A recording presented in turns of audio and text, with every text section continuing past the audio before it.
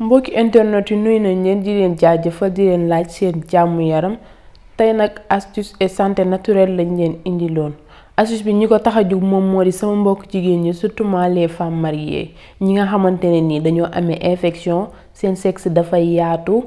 seen kanam tamit dafay am mauvaise odeur. balaa ñuy dem ci astuce bi dama leen di ñaan ngeen abonné aimer partager laal cloche bi pour vidéo buñ dugal ngeen jot ci bu gaaw. commentaire yi aussi loolu ñu ci laaj dinañ leen ci jox ay leeral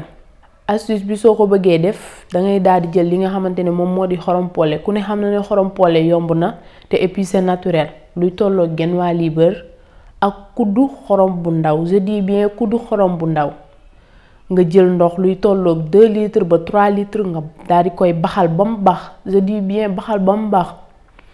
nga sotti ko ci siwo jël li nga xamante ne moom moo di xorom polle sotti ko ci siwo bi sotti ci tamit kuddu xorom bu ndaw nga daal di toog ci siwo bi ba vapeur bi dugg la ba nga sentir ne ndox mi sedd na.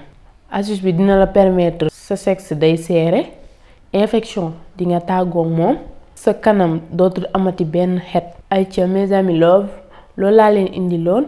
ba beneen yoon ci beneen astuce et santé naturelle di dellu tamit di leen wax ne bu leen fàttee abonné aimer partager laal cloche bi pour vidéo bu ñu dugal ngeen jot ci bu gaaw. commentaire yi aussi yéen lañ fi nekkal loo leen ñu laaj dinañ leen ci jox ay leeral la bye bye ba beneen yoon.